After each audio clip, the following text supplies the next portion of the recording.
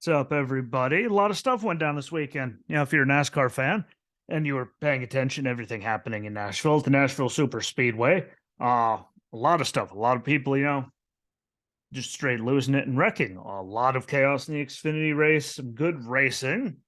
We got to see some of that in the midst of all of it. Some people, that got some good wins. And NBC got the first race. And, so there's a lot to unload on when it comes to NBC. I mean, dear God, NASCAR set the bar low, when they were on Fox. So, Fox already did their thing. NBC, you're thinking it can't get that much worse. I'll let you know what I thought about that as well. But starting off, just like the weekend did, Truck Series Rackley Roofing 200. There was some good racing throughout the race. I have to give them that. There's a lot less chaos than we saw in even some of the qualifying sessions because there's people going all over the place in all of that. And yeah, there's a lot of it. For the weekend, we got to see some stuff. Tony Bryner started in the back, made it to the top 20 for a finish. A shout out to her. Haley Deegan wrecking on lap 5 all on her own. I've been, supporter of her to stay there to keep getting more experience, but she's got to figure it out sooner or later. It was going around on lap 5 by herself. I mean, a lot of other people did it. Then we saw people again like Tony, only nowhere near as many starts in the truck, only one or two, a handful. And she didn't lose it. And finished the race. And I've been on her side to say she needs more experience, she needs all that. But she's got to, like the time to shit or get off the pot. It's the only thing I could think of to put there. I know again, there's people that say they're super difficult. We know they're super difficult. A lot of people say it, compared to the Xfinity and Cup cars, and maybe that's it. But after this many years, she's got to figure it out. Going out on lap 5 by herself like that and doing that, just taking out other people in the process, it's not a good look. And while she has had a lot of dumb luck, and she's had a lot of stuff happen that wasn't anywhere near in her control. So I'm not holding it all against her because there's been times she's just been dumped, or the truck bursts into flames on her. She runs bad luck, but there's a lot of dumb, and she's got to figure it out. I don't know. People say move her up, and we'll see what she can do in a car. It might be a good thing to get her a few more races, but I'd like to see her at least be competitive after all these years in the Truck Series before she goes out the door. That's just my thing on it. That absolutely sucked. Nick Sanchez looked good again. Looking forward to the coming years of that. Like I, talked him up last year. Thought he was really good, and look at him now. Moved up to the trucks, and he's doing good. It was great to see Roger Carruth as well. He's been looking better, as the season went on. He's figuring it out. He's finding speed. And again, look at all that experience, all that, and look what they're doing compared to her. It's just that makes it more difficult. With all of that, it was great to see him get his first, lap lead. It absolutely sucks that he had the fuel pressure issue, like literally immediately as that happened, but he got a first lap, lead, and I think he's finally actually figured it out. There's gonna be some things he's not gonna figure out all the time. Obviously, we can't, expect him to figure it all out that quick, but he's looking faster and better every week. He's figuring it out. And that's what I expected from him. Do good, adapt, figure it out. He is. It shows he's a good racer. I don't think he should leave the Truck Series after this year. I don't think he's anywhere near, that. Hopefully no one tries to push him through because I think, another year down there could do him wonders. But, whatever they end up doing, it's good to see him running competitive and fast and, finally getting a lap led because, from where he started, he's had, weird things here and there. And how good he ran in the ARCA last year, it's good to see him running competitive. So everyone should want that. Zane Smith and Corey Heim both won a stage, got the playoff point that comes with it. And Kosen Hostovar, he closed it off. He was the best there when he had to be. I mean, I think he was going to get caught regardless before that, like caution happened. Memory is serving me. He drove away on the restart, and that's all that matters. So he did what he had to do to get the win. It was good to see him, get a win. With a couple of tough races in there, in my opinion, for how they went. Former, I didn't expect him to go that way. And again, look how many times, this time I'll say he earned it because he got his first win at Texas after, Nick Sanchez and them took each other out. And he got the win that way because of it, because they wrecked and that was his first, career win after trying forever. It was good to see him get one where he earned the damn thing and no one could say he backed into it. No one could put any of that nonsense out there. And that was really, good to see. So congratulations To him, I mean, he runs. Look how he runs in the Xfinity series. You can't count this weekend because he got taken out. But he's talented. He's running good. Winning in the trucks. Ran like I think sixth, the Darlington Xfinity series. So he's proving his talent there. I don't think he should. I mean, it's too early to say what I think. Think about Xfinity series. I don't think it should be next year, but things move a lot faster than I think they should at times. But it's good to see him get a win that he didn't get and back his way into, as Denny would famously say, because that's what he did at Texas. Because Nick Sanchez just dominated, and then look what happened. But that was good to see. Corey Heim still first in the points, even with missing the race. And the next race is not this weekend; it's next weekend at Mid Ohio. I'm watching. I don't give a damn what anyone says. I'm looking forward to that race. I love Mid Ohio, and I think it's really going to be good to see what he could do there. Because again, Sonoma was the big letdown for me from for Carson, because look what he did with the broken foot, broken everything, ankle, foot, whatever it was last year. Went out there and got the pole and then wrecked the truck immediately where they did it. But it's just I want to see what they're going to do. I love Mid Ohio, and I'm still kind of pissed that Road America isn't on the NASCAR schedule because streets of Chicago makes a lot more sense, how much the market loves them there and how much everyone shows up in Road America. We'll see. But next race, July 8th, Mid Ohio. Xfinity Series, Tennessee Lottery 250, Cole Custer on pole. Good to see again. I first want to tell you, I was disappointed how it started at the beginning because I thought he should be, better because we saw him getting, lesser equipment last year and do better right away. But he's figured out he got a pole. And then just all I could say about that race on Saturday was just so many wrecks. So many wrecks. Didn't make it through. It took him 3 tries to make it, a whole green flag lap, which isn't good. But Ty Gibbs got stage one before getting taken out. Chandler Smith won stage two under caution. And it was good to see AJ, once it calmed down, because once it calmed down, a lot compared to the amount of laps that they ran under caution for forever there at the beginning. And it was good though to see AJ get the win in overtime. Drove away from the field on the right start. On the restart, great to see.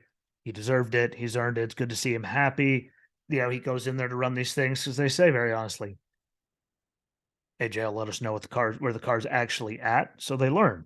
And there is some times where their ovals looked worse than the last year plus. They weren't where they could be. It was good to see him go out there and get that. I like AJ. I'm a fan of AJ. We all know that. It's good to see Colleague look that good. Again, Chandler Smith looked good. Like they have the talent. And I think the car's, just about where it needs to be, and a big improvement on these things from last year. Because last year they did look off, in a lot of the ovals. So that's really cool to see. And again, good for AJ. Hopefully, he ran good in the Cup Series race too. He's up there a lot in the top 10. So that was good to see. Hopefully, things start clicking and they're going because I love the team. They give people opportunities. I think that's really cool. And their next race, Saturday, 5 p.m., the Chicago Street Course. I got nothing. I might say something about it. I might do another show for Friday, just to talk about it. But I don't know. I'm on Road America's side. Fans always showed up for it. People of Chicago don't seem very happy about it at all.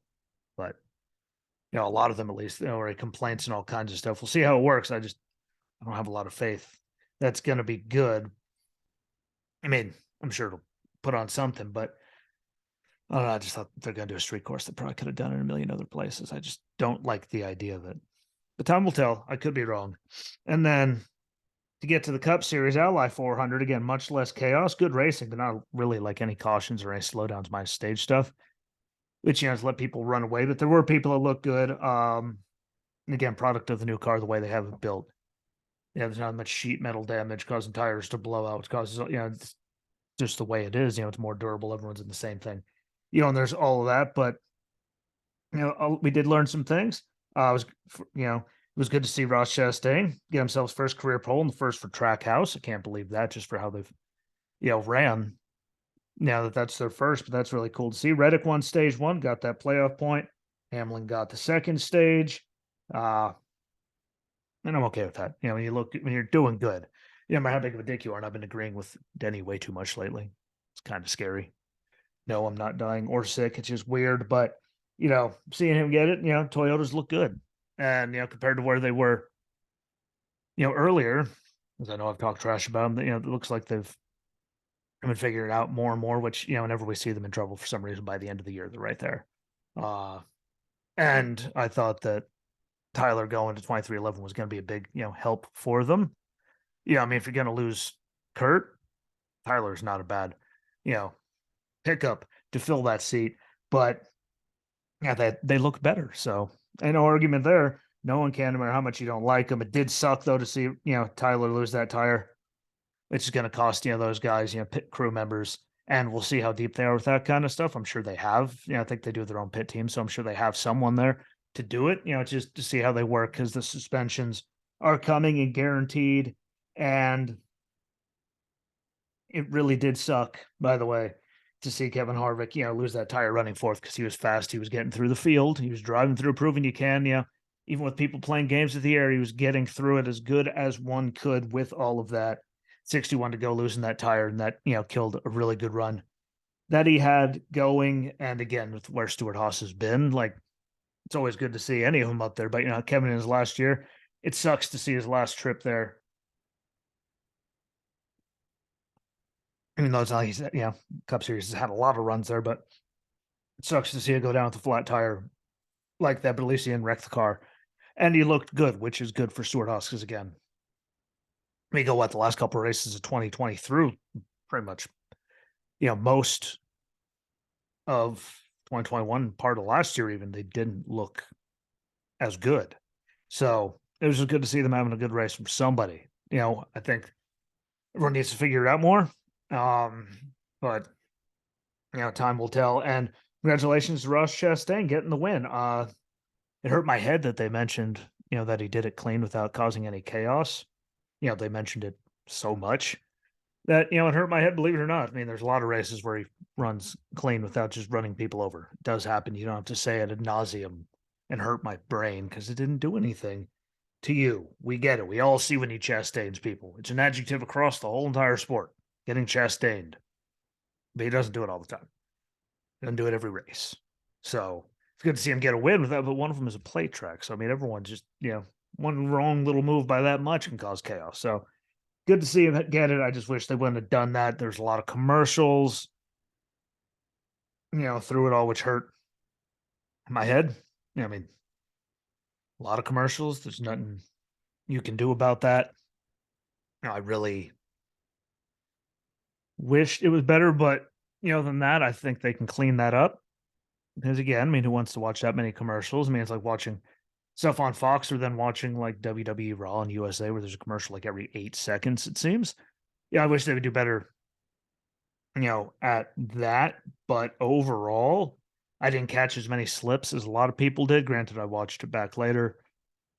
But I didn't see as much of the chaos. They were trying things. It was their first race. Look at my mistakes. People on Fox were making up to the end through a lot. So, I'll judge it, through another, race or two once they're all into the swing of things and going again. Because again, Fox was screwing himself up the whole season. So I can't, go and put them down completely after their first race of the season. So can't do that. It's not fair, but damn. Do we need that many commercials? Like, we can make it through a whole F1, right? The whole program, not one commercial. How can we not make it 5 minutes in a NASCAR race without, a commercial all the time? I get it at some tracks, but it's not as difficult as people make it out to be. I don't understand how there's so much more money involved in making F1 go, be it they can go the whole time without commercials. Like, it's just got to figure that out because that's the most irritating thing. I don't care about people talking when they get excited. When I see a commercial every 9 seconds, pisses me off and makes me want to turn it off. Which is why, thankfully, I record all of them. So if I just don't want to deal with it, I know I can save myself a few hours just by fast forwarding through all the commercials that they always air. I think we can all agree on that. And when it comes to safety, the Blaney hit to the wall, giant hit. Glad to see he was okay. The speed he was at, I was, like he said, waiting for it to spin back around, and then it didn't. It kept, hooked towards the wall, and the angle, reminded me of Kyle Busch, and he broke his feet. At Daytona, again, not as much speed, but, I was glad to see he was okay at the angle there. And like you said, he'll pay for the safe or barrier being put there. But, now that he hit it, I'm sure there's going to be one there. It's just one of those places where they never had, a problem. And, they didn't think to put one there, and boom, there it is. And that's how this stuff, progresses. Sadly, someone had to hit the damn thing in order for it to happen. But that was one of the worst front ends I've seen on one of these things from hitting a wall. Like we've seen them take beatings, and keep going. So I was glad to see he was okay. Sure, knocked the wind out of him. We all expected that, but I was happy to see him get out and be there just because, we've seen people have a lot, concussions or this, that, and the other from, the new car. And I was really surprised it didn't spin back around like he said, but it was really good to see it. And that's all my take on all of it. Overall, there's a lot of chaos, but there was some, good learning and good racing along the way through all the stupid and chaos. So it's about all you can ask for. And now we're on to the street course in Chicago, which I have zero hope for. But thank you for watching and listening. Don't forget to follow Racing Rosinski on Twitter and Racing with Jesse Rosinski everywhere else. Follow the Substack at Racing with Jesse Rosinski. I put stuff up there as often as I can. Let me know what you think in the comments. And until we meet again, my friends, I appreciate y'all. Peace. Bye.